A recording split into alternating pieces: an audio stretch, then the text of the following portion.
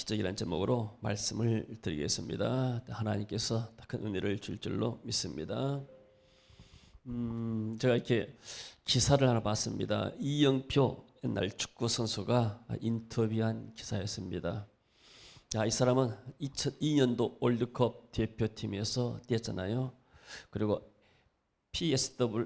PSV 에인트호벤, 토트넘, 분데스리가, 또 화이트캡스, 쉽게 말하면 우리가 말 네덜란드, 영국, 독일, 중동, 캐나다에서 14년 동안 프로 생활을 했습니다.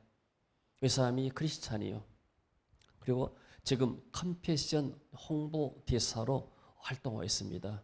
물론 사회적 기업을 하나 만들어가지고 거기서 이익을 창출하고 있지만은 제가 이렇게 CV에 가니까 그 CV에 로미 목사님 교회 지금 한 500명의 컴패션에서 지원받아들고 어린이들이 있어요. 그러면 한 사람당 보통 여기서 뭐 이렇게 4만 5만 원 이렇게 하면은 어린 아이들, 학교 가는 애들 달달이 이렇게 용돈이나 또 이렇게 생활비 또 학용품 사라고 지원해주고, 그것을 또 교사들이 다 일일이 다 관여합니다. 근데 그 교회 보니까 그 아이들이 벌써 한 10년 되니까 교회 와서 다 일꾼이 됐어요. 가서 이제 좋은 직장도 갖기도 하고, 또 쭉 해서 교회 안에 교사 일도 하고, 또 컴패션 안에서 교사 일도 하면서, 그러니까 이런 컴패션이 교회를 통해서 주로 하는데 굉장히 좋은 일 많이 하더라고요. 이번에도 컴패션에서 확장하기 위해서 100명 정도 어린이를 지원했다 나왔어요. 그러니까 새로운 지금 예배당 틀을 사가지고 거기다가 그 주변에서 아이들을 도우면서 교회를 지금 건축을 하고 있습니다. 그런 좋은 일들 한국에서 합니다. 이 컴패션 단체가 원래 한국에서 만든 단체가 아니에요. 외국에서 우리 6.25 때 전쟁 났을 때 어려웠을 때 많이 도와줬습니다. 그러니까 한국 사람들이 깨어나서 우리도 이제 도움 받았기 때문에 어른 날 돕자 해가지고 이런 일을 하는데, 저는 전혀 몰랐었는데 현장 가서 그분들 이야기 들어보니까 이게 참 좋은 일이구나, 참 대단한 일을 한다, 뭐 그런 생각을 했습니다. 이분이 이영표 선수가 인터뷰에서 이런 이야기했습니다. 불과 몇 년 전까지 저는 행복을 찾는데 많은 시간을 보냈어요. 은퇴 후엔 우울증에 빠져 음식 냄새도 못 맡았어요. 죽음까지 생각하다 알게 됐죠. 인간은 뭔가를 이루어서 행복한 게 아니라 사랑하고 사랑받을 때 행복한 거라는 거예요. 보통 이런 사람들은 굉장히 프로축구 선수 같으면 세계적인 무대에 뗐다게 되면 굉장한 어떤 인기인이고 성공한 사람이잖아요. 근데 은퇴하고 나니까 우울증이 오더라는 거예요. 이 우울증을 어떻게 극복할 것인가? 어떻게 해야 내 인생이 행복할 것인가? 그가 과거에 쌓았던 화려한 경력이 그를 행복하게 하지 못한 거예요. 그러면서 사랑하고 사랑받을 때 인간이 행복하다. 보통 젊었을 때는 사람들이 그렇게 생각 안 씁니다. 돈이 많아야 행복할 것이다. 아마 내가 뭔가를 성취해 행복할 것이다. 그래서 그것만 열심히 쫓아갑니다.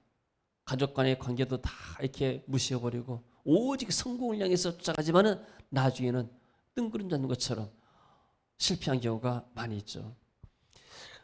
세계에서 유명한 하버드 대학의 교수들이 75년 동안을 이어서 교수들이 이어가지고 프로젝트를 만들었어요. 그 프로젝트가 무엇인가? 인간은 어떨 때 행복을 느끼는가? 그 하버드생 중심이 해가지고 이렇게 만들었는데 여러 계층의 사람들을 다 해서 이렇게 75년 동안 연구하면 지금까지의 결론은 무엇인가? 인간은 무슨 업적을 이루어서 행복한 것이 아니고 돈을 많이 벌어서 행복한 것이 아니고 관계 속에서 내가 사랑받고 있다 할 때, 또 공동체 속에서 내가 사랑받고 있다 할 때, 그러니까 어떤 업적이 아니고 관계 속에서 행복이 온다는 이런 결론을 내렸습니다. 성도 여러분, 여러분은 지금 행복하십니까? 여러분의 가정의 관계가 좋습니까? 아멘. 하나님과의 관계가 좋습니까? 그럼 우리가 행복한 겁니다. 그 탈무드에 랍비 조수아 레버라는 사람이 이런 말을 했습니다. 세상에 죽은 사람으로 간주하는 네 종류의 사람이 있다. 탈무드에서 유대인들이 어떤 사람을 살았으나 죽은 자로 간주하는가? 첫 번째는 가난한 사람, 두 번째는 나병 환자, 세 번째는 눈먼 사람, 네 번째는 자식이 없는 사람. 그래서 세상에서는 어떤 면에서는 이 유대인 사람들은 하나님과 돈을 두 개로 붙잡았습니다. 돈은 뭡니까? 세상의 실력이잖아요. 하나님은 믿음이고, 그러니까 믿음과 실력을 붙잡았어요. 그 사람들은 이 자녀들에게 철저하게 돈을 위해서 교육을 시킵니다. 그러나 결국은 돈을 추구하다가는 돈에 만족이 없는 것이다. 그래서 어떤 사람이 부자인가? 많이 쌓인 사람이 부자가 아니고 그 부를 즐기고 만족하는 사람이 참된 부자다. 이런 말을 하죠. 자, 다시 우리 이영표 선수 돌아와가지고 이 사람이 뭔 말했는가? 늘 퍼주는 사람이 있고, 이랬다가 주는 사람 기브라고 그러죠. 기브 준다 그러잖아요. 받는 사람 테이커, 받기만 하는 사람. 근데 성공의 꼭대기에 있는 사람들은 결국은 어떤 사람들인가? 남에게 주는 사람이 성공하더라. 할렐루야. 그래서 기자가 묻습니다. 당신은 왼쪽 윙백에서 항상 결정적인 골을 차도록 공을 주는 사람이었습니다. 당신은 골잡이가 아니고 항상 이 도움을 주는 어시스트였단 말이에요. 이영표 선수가. 근데 좀 억울하지 않습니까? 왜냐하면 그 사람들은 어시스트한 사람들, 도움을 준 사람들을 다 잊어버리고 공 찬 사람만 이렇게 찬양하고 또 사람들 이렇게 카메라가 따라가고 막 그러잖아요. 프리가 터지고. 근데 이 사람이 뭐라는가? 저는 초등학교 4학년 때부터 축구를 했어요. 공을 차면서 제가 발견한 건 주인공이 되고 싶은 게 제 욕심이었어요. 기회검이는 내가 골을 넣고 싶다. 팬들은 골을 넣는 선수를 좋아하니까요. 근데 감독은 달라요. 뭐가 다른가? 감독은 팀에 헌신하는 선수를 좋아해요. 11명이 경기하는데 결정적인 역할은 두세 사람, 이 골잡이면 충분합니다. 나머지 8명은 헌신해야 되죠. 능력자 한두 명이 있는 팀은 한 경기 정도는 이깁니다. 그러나 시즌 전체 우승컵을 가져가는 팀은 헌신한 선수들이 많은 팀입니다. 헌신한 사람이 없으면 절대 못 이겨요. 저는 거기서 오는 기쁨이 크다는 걸 알았습니다. 얼마나 깨달은 사람입니까? 자, 이해가 되십니까? 한두 명의 영웅이 있으면 한두 번은 이기지만은, 그러나 그것이 전체 우승하려면은 팀에 헌신한 사람들, 자기를 나타내지 않냐고 어시스트하고 도와주는 이런 사람들이 많아야 성공할 수 있다. 카메라도 관중도 박수도 다 스트라이커 골잡이가 받지만은 벤치에 오면 공기가 달라요. 감독은 공을 어시스트한 선수에게 달려가 감사를 표해요. 처음엔 그게 안 보여요. 그런데 어느새 저도 그래요. 전반전 끝나면 헌신한 친구들에 달려가 너 정말 열심히 하더라. 격려가 저절로 나옵니다. 자, 여러분 이번 집에서 하나님의 은혜 가운데서 잘 마쳤습니다. 정말 이번에 모든 것들이 거의 완벽하게 하나님께서 은혜를 주셨습니다. 우리가 270장을 초청장을 보냈는데 딱 75명이 왔습니다. 200명이 비자를 못 받았어요. 그만큼 비자 받기 어렵습니다. 근데 우리가 사실 100명 이상 우리가 이렇게 120명까지 받으려고 했는데, 근데 딱 75명이 우리가 받을 수 있는 한계입니다. 지금 숙소도 그러고 차량 이동도 그러고 75명 정도 오니까 오신 분들도 훈련 받을 수 있는 환경이 너무 좋아요. 수가 많으면 사람이 치거든요. 밥 먹을 때도 이렇게 기다려야 되고 화장실 할 때도 기다려야 되고, 그래서 하나님이 정말로 정확한 사람들을 이렇게 보내주셨고, 그리고 이렇게 이번에 코디 강사 목사님들도 정말 이렇게 많이 왔습니다. 이번에 그리고 강의도 이렇게 풍성했고, 또 무엇보다도 이렇게 식당팀에서 너무나 음식을 잘해줘가지고 집에서도 식당에서도 이렇게 먹을 수 없는 음식들을 너무너무 잘했어요. 그게 완벽하다시피 이분들이 너무나 즐겼습니다. 이분들이 처음에 몇 사람만 감기가 왔었지 나머지 사람들은 절대 감기가 안 와요.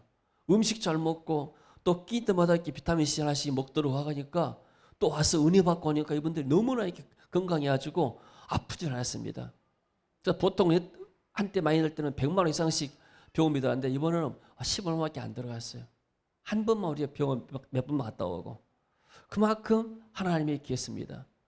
그러면은 보통 이 강단에 나와가지고 강의하는 강사들, 또 전화했기 뭐 강사들이나 통역자 이런 사람들이 화면에 카메라 받고 뭐 스포트라이트처럼 이렇게 박수 받고 그런 것 같잖아요.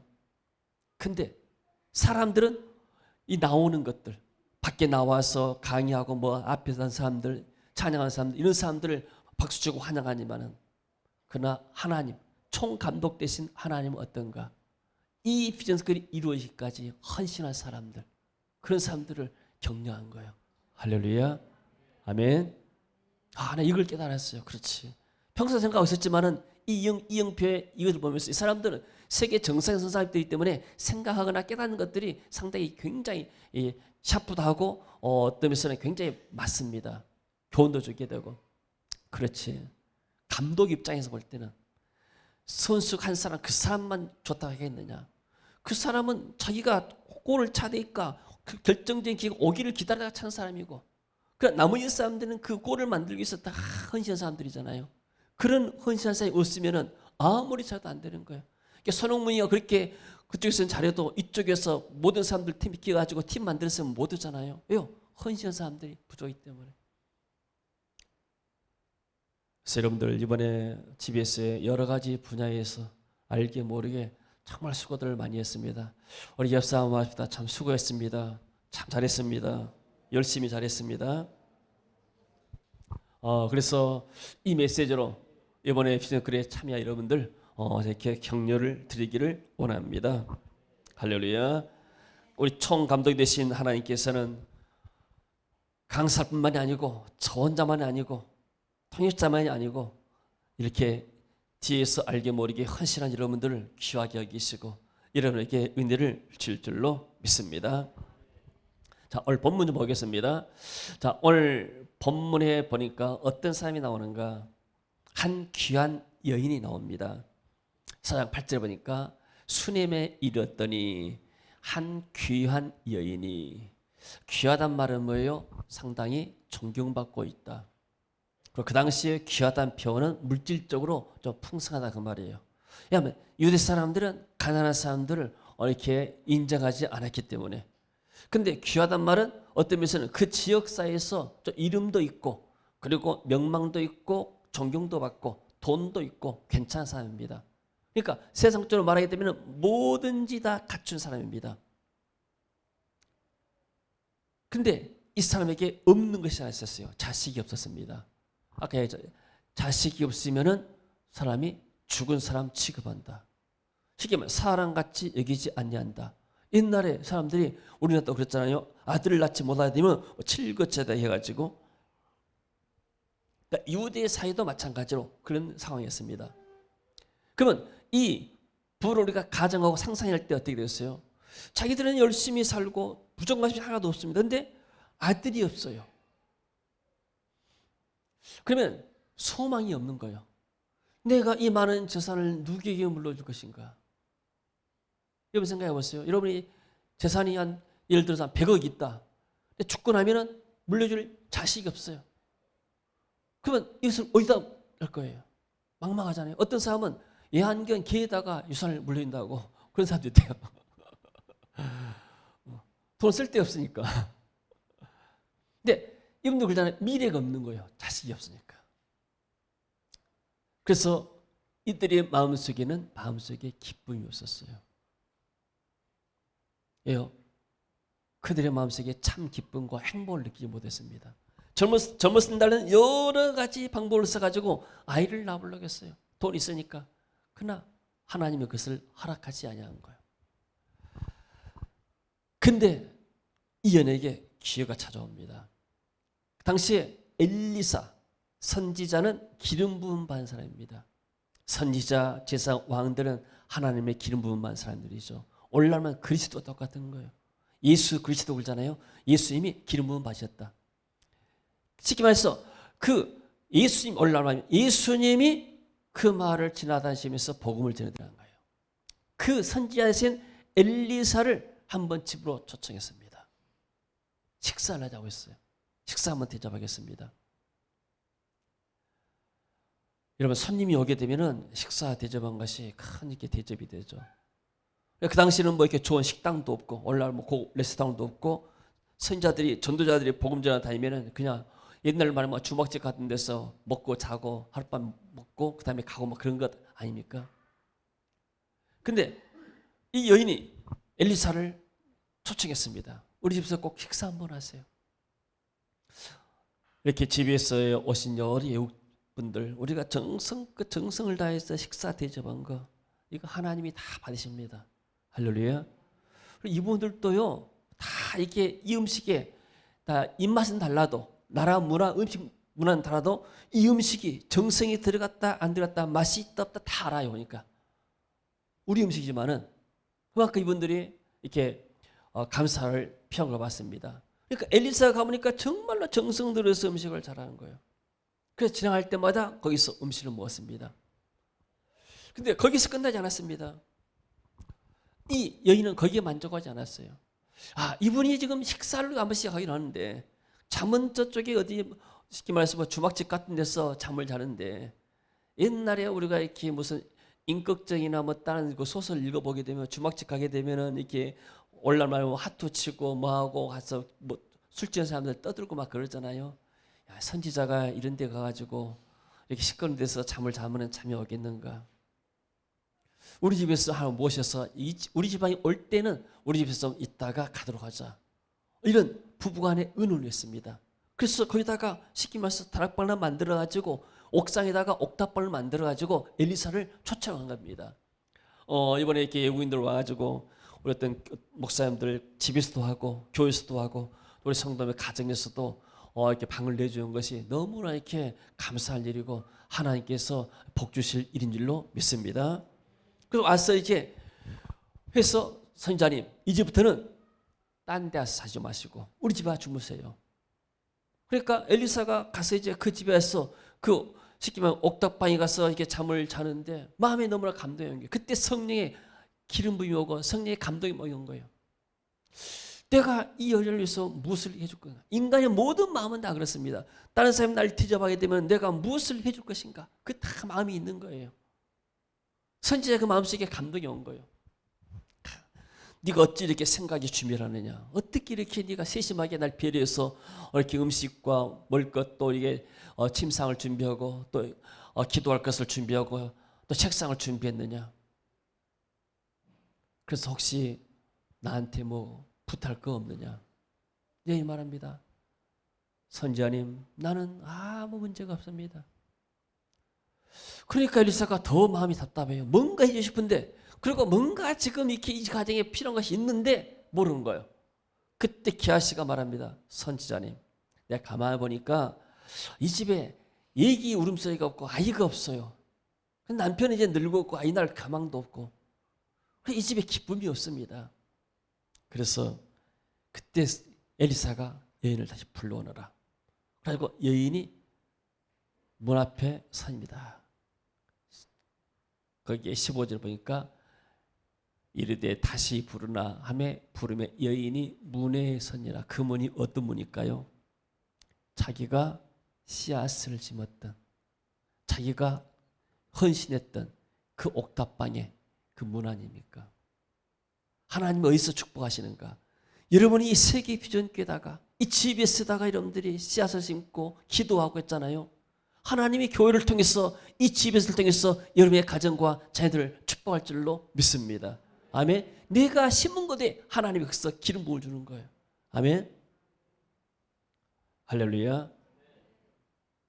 자, 그래서 말합니다. 엘리사가 이르되 한해 1년 후에 나면은 네가 이때쯤에 네가 아들 안을 것이다. 예언을 합니다.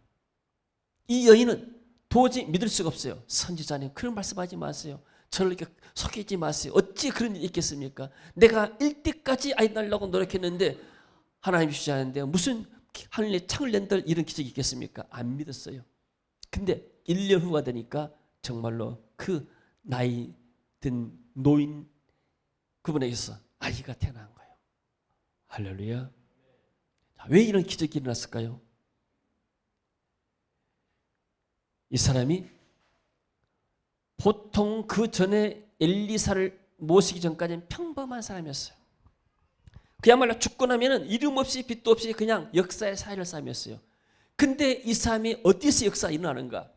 엘리사와 연결될 때, 기름 부은 만사 그리스도가 그 가정에 올 때부터 기적의 역사가 시작된 겁니다. 할렐루야. 그리고 그리스도가 오고 나서 그리스도를 위해서 섬기고 봉사할 때 기쁨이 왔습니다. 여러분, 우리 교회 시상팀에서 이렇게 기쁨으로 봉사한 거, 우리가 섬길 때 하나님께서 그런 기쁨을 우리에게 준 줄로 믿습니다. 사람들이 이렇게 2주 동안 같이 앉아 있으면서 이렇게 강의하고 또 이렇게 앉아서 훈련받고 하기가 쉽지가 않습니다. 이게 하나님의 은혜 없이는 할 수가 없는 겁니다. 하나님이 그런 기쁨을 우리에게 주니까 이런 일이 가능한 줄로 믿습니다. 그래서 이 여인은 더 이상의 문제가 없습니다. 지금 아들이 없어서 여러 가지로 고민하고 문제를 많이 가졌습니다. 왜 하나님 난 아들이 없을까? 근데 자기 아들 없는 것만 생각할 때는 마음에 기쁨이 없고 자기가 이렇게 역사에 사라지는 불행한 사람을 생각했습니다. 근데 그리스도가 그 가정에 오면서부터 그리스도를 위해서 밥을 짓고 청소를 하고 빨래를 하고 그리고 그리스도를 위해서 이렇게 집안에 이렇게 옥탑방을 만들면서 헌신하고 여러 가지 하면서부터 뭐가 왔는가? 기쁨이 들어온 거예요. 기쁨이.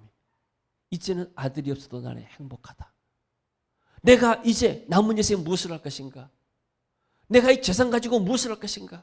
하나님 위해서 살아야 되겠다. 그러면 하나님을 위해서 산 것이 어떤 것이 하나님 위해서 산 것인가? 지금 이 우상에 빠진 이스라엘 민족 가운데서 하나님이 이 엘리사를 통해서 하나님 말씀을 증거하고 우상과 영적인 전쟁을 있지 않는가? 이 엘리사를 돕는 것이 내가 하나님을 섬기는 것이다. 내가 할 수 있는 일이 무엇인가? 내가 어디 가서 설교하고 전도하고 그러지 못하지만 그러나 이 전도자, 이 또 설교자를 내가 돕는 것, 기름 부음 받은 이 그리스도를 돕는 것이 하나님이지 않는가? 그때부터 마음속에 기쁨이 온 거예요. 할렐루야. 두 번째 기적이 납니다. 근데 이 여인 아들이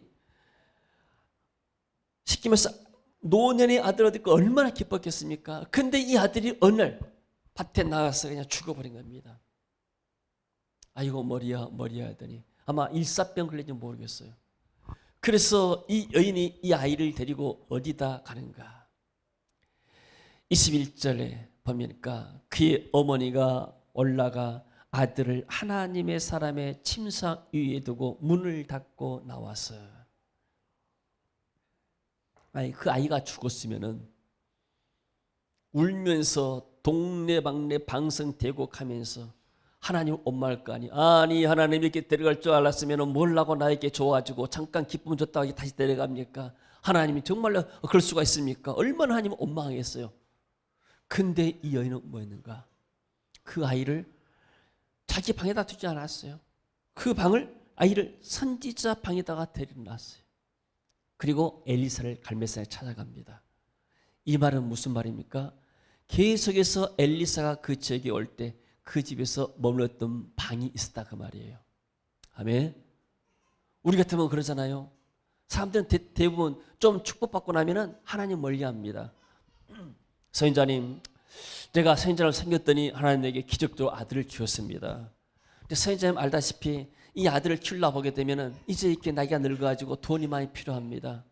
그래서 이 아이를 위해서 또 이렇게 이 아이가 크면 공부도 해야 되는데 학교도 가야 되는데 집 방이 있어야 되니까 선인자님이 쓰는 방을 아이에 주겠습니다. 선인자님은 그냥 식사만 하시고 가세요.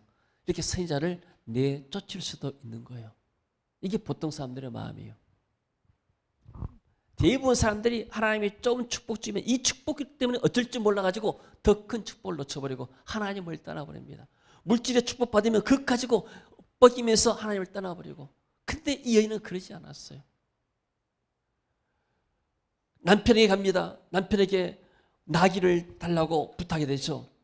그래서 그 남편을 불러 이르되 청하건대 사원 한 명과 나귀 한 마리를 내게 보내셔서 내가 하나님의 사람에게 달려갔다가 돌아오리다. 남편이 뭐라고 합니까? 같이 읽어봅니다. 23절 그 남편이 이르되 같이 읽어요.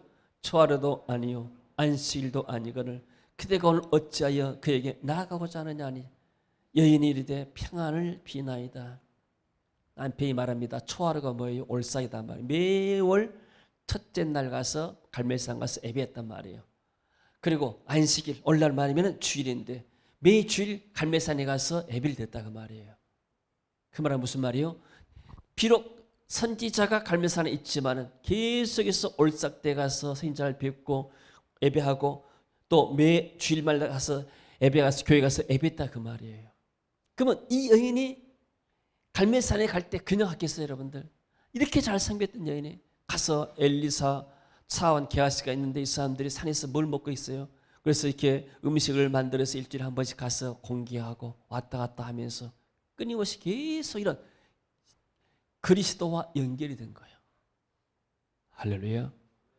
만약에 선지자님 이제는 더 이상 오시고 안 오셔도 됩니다. 우리도 이제 축복 받는 건 다 받았어요. 우리는 더 이상 필요가 없습니다. 선지자님 이제 갈멜산에서 혼자 이렇게 기도하시고 또 이렇게 예배 잘 드리시고 나는 너무나 멀어서 못 가겠습니다. 그냥 나는 우리 집에서 이렇게 예배하려 합니다. 그래도 뭐 어떻게 되잖아요.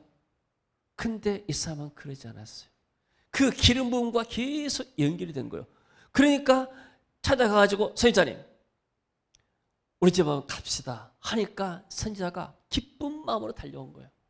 안 그랬으면 쫓아내버렸으면은 네가 날 쫓아낼 때는 언제고 또 와서 어려움 당하니까 날 도와달라고 하느냐 그러지 않을 거예요. 기쁜 마음이 없어요.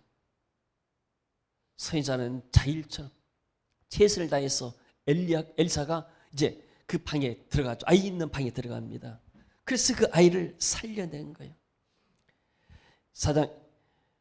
그래서 어디가 살려낸 기억이 납니까? 32절 보니까 엘리사가 집에 들어가 보니 아이가 죽었는데 자기의 침상에 눕혔는지라.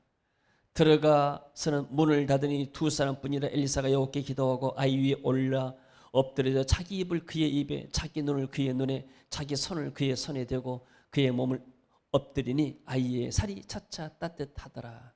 엘리사가 내려서 집안 한 번 이리저리 다니고 다시 아이에 올라가 엎드리니 아이가 7번 재채기 하고 눈을 뜨는지라. 엘리사가 게하시를 불러 저 수넴 여인을 불러라 하니 곧 부림의 여인이 들어가니 엘리사가 이르되 내 아들을 데리고 가라 하니 여인이 들어가서 엘리사의 발 앞에 땅에 엎드려 절하고 아들을 안고 가니라. 여러분, 하나님 은혜는 언제까지 받아야 할까요? 내가 가장 절제했던 문제가 응답할 때까지 하나님 은혜가 필요합니까? 아니요. 우리가 하나님의 갈 때까지 생명 다한 날까지 하나님 은혜가 필요한 줄로 믿습니다. 아멘. 항상 하나님 은혜를 사모하시기를 축원합니다. 은혜 없이는 우리가 살 수가 없습니다. 할렐루야. 자, 사람들은 잘못 생각합니다. 내가 아들을 생겼기 때문에 문제가 없다. 근데 노년의 아들이 생겼기 때문에 더 문제가 있는 거예요. 이 노인들은 부모는 빨리 죽는데 이 아이가 혼자 하려면 얼마나 애롭겠어요. 딴 사람들이 재산을 이렇게 탐할 수도 있는 것이고. 근데 이 아이를 위해서 계속해서 하나님, 우리는 이 아이를 키울 능력이 없습니다. 하나님이 이 아이들을 책임져 주세요. 그리고 늘 예배 때마다가 섬기고 생겼더니 하나님이 그의 마음의 소원을 이루어신 줄로 믿습니다. 네. 자, 은혜 아니면 살 수가 없네. 우리 엄마 같이 한번 해볼까요? 예, 은혜 아니면 살 수가 없네.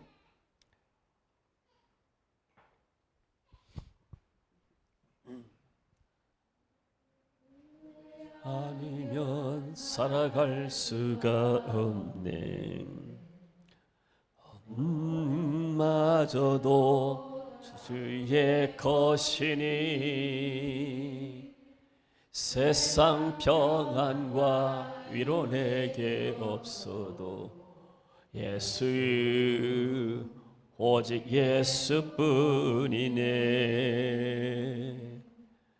거신 괴에 답을 수도 없고 작은 고난에 지쳐도 주께 묻기 나의 모든 삶 버티고 견디게 하시네. 인내 아니면 살아갈 수가 없네. 나의 모든 것 다 주께 맡기니 참된 평안과 위로 내게 없으니 예수 오직 예수 뿐이네. 할렐루야. 은혜 아니면 우리가 살 수가 없습니다. 자, 세 번째 기적이 일어납니다. 8장로 넘어가게 되면 엘리사가 그 여인에게 말하죠. 이전에 아들을 다시 살려준 여인에게 이르되 너는 일어나서 내 가족과 함께 거주할 만한 곳으로 가서 거주하라. 여호와께서 기근을 부르셨나니 그대로 이 땅에 7년 동안 임하리라. 여인이 일어나서 하나님의 사람의 말대로 행하여 그의 가족과 함께 가서 블레셋 사람의 땅에 7년을 우거하다가, 하나님의 역사는 거기서 끝나지 않습니다. 선지자가 다시 그 여인에게 말합니다. 앞으로 이 땅에 7년 동안 흉년했을 것이다. 가서 외국에 이민 가서 7년 동안 살다 오너라. 여러분, 오늘 하나님께서 여러분에게 말씀하시면 앞으로 한국에 아예 불경기가 7년 동안 있을 것이다. 너는 저쪽 어디 베트남이나 아니면은 저쪽에 영국이나 가서 또 일본이나 가서 살다 오너라. 갈 사람은 손 한번 들어보세요.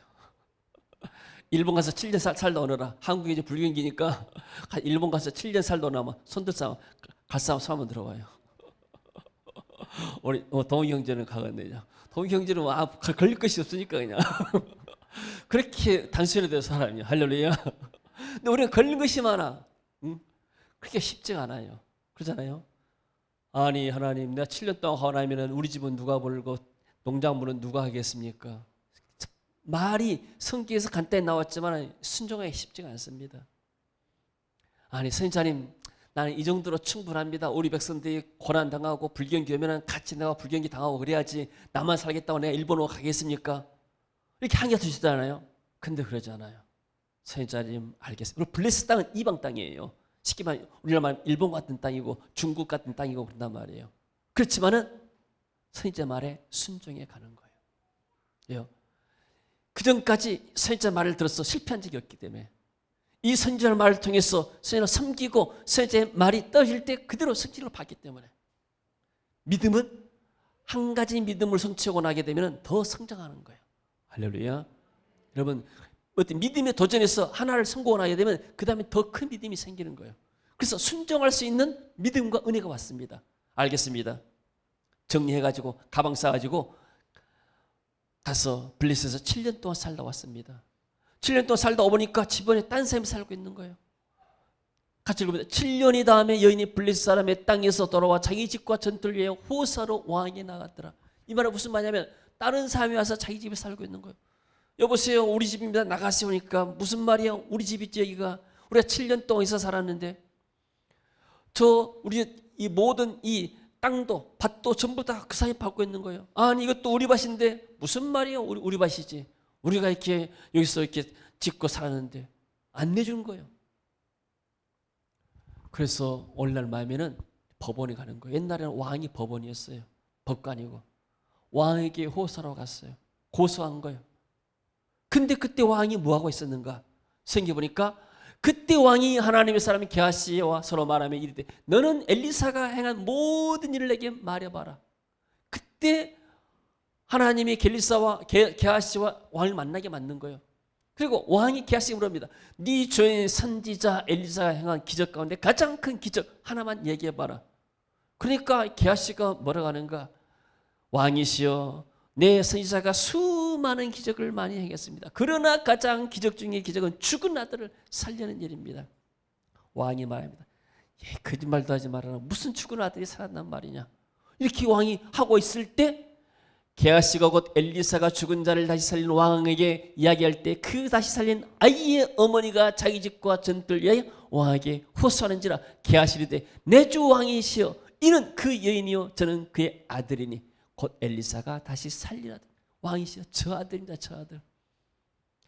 이 시간표를 누가 맞췄습니까? 하나님이 완벽하게 시간을 맞추는 거예요. 누굴 위해서? 이 헌신하는 여인을 위해서. 하나님이 여러분이 헌신하는 것들 완벽한 시간 가운데서 여러분에게 은혜 주시고 복을 주실 줄로 믿습니다. 여러분이 위기에 있었을 때 어떻게 할 수 있는 방법이 없었을 때 하나는 완전한 계획 가운데서 여러분을 선한 길로, 형통의 길로 인도할 줄로 믿습니다. 이 작은 헌신, 이 작은 어신이 이 사람을 믿음의 영웅으로 만들어 버렸습니다. 이 사람은 수많은 군중 앞에서 설교하지 않았습니다. 어디 오늘날 보면 신문 언론에 나오지도 않았습니다. 근데 하나님이 이 여인의 믿음 하나 보시고 그 아들의 미래까지 완벽하게 책임지신 거예요. 어떻게 미래를 책임졌을까요? 이 아이가 자라면 부모는 죽고 나면 혼자 크잖아요. 형제간도 없어요. 외롭잖아요. 누가 보여줍니까? 사람들이 돈 있으면 막 사기꾼이 막 달라들잖아요. 근데 이 사건이 일어남을 통해서 온 이스라엘의 이 가정의 일이, 믿음의 일이 소문이 남은 거예요. 왕이 알아버렸으니까. 그래서 왕이 말합니다. 여인에게 물을 때 도대체 네가 여기에 무슨 일로 왔느냐? 사정을 들어보니까 7년 동안 이 선지자가 나갔다 오라 했고 와서 보니까 다른 사람이 집안의 모든 것을 하고 있습니다. 그러니까 왕이 다시 말하죠. 왕이 그 여인에게 물으면 여인이 설명한지라 왕이 그를 위하여 한 관리, 특별 검사를 임했다 그 말이에요. 그래서 이 여인에게 속한 모든 것과 이 땅에서 떠날 때부터 이제까지 그의 밭의 소출을 다 돌려주라. 그 사람 쫓아내고 7년 동안 사한 거 한꺼번에 다 갖잖아. 자기는 수고하는데 7년 동안의 수확을 한꺼번에 받은 거예요. 자기는 가서 외국 나가가지고 이민하면서 또 즐거운 생활하고 편한 생활을 하고 그렇게 갔다 왔는데 하나님이 모든 것을 완벽하게 예배한 거예요. 할렐루야. 여러분, 우리가 이 땅에서 잠깐 살다 갑니다. 천국은 영원한 미래입니다. 할렐루야. 이 땅에서 우리가 잠깐 수고하는 것. 누가 기억합니까? 사람들은 모를 수 있어요. 안 보이니까. 하나님이 총감독이 되신, 우리 인생의 무대의 총감독이 되신 하나님 우리의 모든 것을 다 아신단 말이에요. 할렐루야. 그래서 하나님이 우리에게 완벽하게 인도하십니다. 할렐루야. 다만 필요한 겁니까? 믿음, 우리에게. 하나님이 은혜 주실 때 은혜를 받아야 믿음이 생기잖아요. 그래서 내가 믿음이 없으면 우리 기도하면 하나님 내게 은혜를 주세요. 은혜를 주세요. 은혜가 임해야 내게 하나님의 믿음이 생기는 거예요. 할렐루야. 자, 이 여인이 인생의 시기에 역전됐습니다. 평범하게 살다가 갈 것인데 어느 날 그리스도가 그 가정에 임하는 거예요. 그리스도가 그 가정에 머물고 그 가정에 임하고 계속 기름 부어 줄 때 그때부터 이 가정이 완전히 살아난 겁니다. 어떤 아들이 생겼고 죽었던 아들이 살아났어요. 할렐루야. 이런 축복이 저와 여러분에게 있어지기를 축원합니다. 우리가 작은 헌신 하나, 사람들이 몰라주더라도 작은 기도 하나, 이것들 하나님이 다 받으십니다. 사람들은 외모를 봅니다. 사람들은 화려한 사람들을 보게 됩니다. 그러나 하나님은 우리의 중심 보시고 우리의 알게 모르게 심었던 모든 것들, 수고한 것들 다 보신 줄로 믿습니다. 그리고 우리의 길을 완벽하게 예비하시고 인도한 줄로 믿습니다.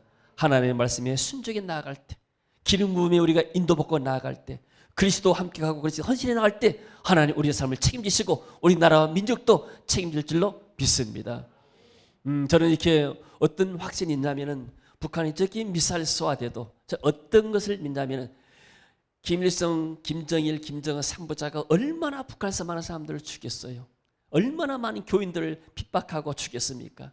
많은 그 핏값들이 호소하지 않겠어요? 다른 것 처치하더라도 나는 반드시 하나님이 그 사람을 심판할 것이다. 그렇게 믿습니다. 할렐루야. 그래서 우리가 기도하는 거예요. 저 북한 주민들이 얼마나 불쌍합니까? 한 70년 동안 이렇게 공산 체제 안에서 숨도 쉬지 못했습니까? 자유가 없지 않습니까? 여러분, 공산주의 되면 우리가 자유가 없습니다. 어떻게 신앙의 자유가 있어요? 있어도 함부로 못해요. 자유를 상실해 보니까 자유를. 자유가 없이 억압되고 저런 사회, 그 압제자 하나님이 심판할 줄로 믿습니다. 느부갓네살이 할지 다 역사적으로 하나님을 핍박하고 교회를 핍박했던 사람들 하나님 심판하시기 때문에, 그래서 하나님이 정말로 이렇게 남북한도 어떻게 평화적으로 잘 될 수 있게끔, 한 번도 평화를 올 수 있게끔 여러분들이 기도해 주시기 바랍니다. 우리의 작은 헌신이 우리의 가정을 살리고 나라를 살리고 민족을 살리게 될 줄로 믿습니다. 할렐루야. 자, 사랑하는 성도 여러분, 여러분의 삶에 무엇이 부족합니까? 부족한 것만 바라보게 되면 만족이 없습니다. 내가 그리스도를 위해서 무슨 일을 할 것인가? 그리스도와 연결되고 기름 부음과 연결될 때, 하나님의 기름 부음이 내 안에 있게 될 때, 그 안에서 내가 참된 은혜가 있고 기쁨이 있는 줄로 믿습니다. 그리고 그 안에 기름 부음 안에 우리 미래가 있고 우리 영원한 세계가 있는 줄로 믿습니다. 믿음 가지고 승리하는 저와 여러분 되시기를 주의 이름으로 축원합니다. 할렐루야. 하나님의 은혜를 감사드립니다. 그리스도가 우리 인생에 왔을 때 우리 인생이 달라졌습니다. 이제 계속해서 우리가 기름 부음으로 충만함 받게 하시고 하나님의 말씀에 우리가 순종해 나갈 때 하나님 우리 미래와 영원한 세계를, 영원한 세상을, 또 영원한 천국을 준비한 줄로 믿습니다. 더 저들에게 은혜 주시고 믿음 주시고 함께하여 주옵소서. 예수님 이름으로 기도합니다. 아멘. 자, 일어서서 우리 찬양하고 기도하겠습니다. 또 여러분들 한 주가 살아가면서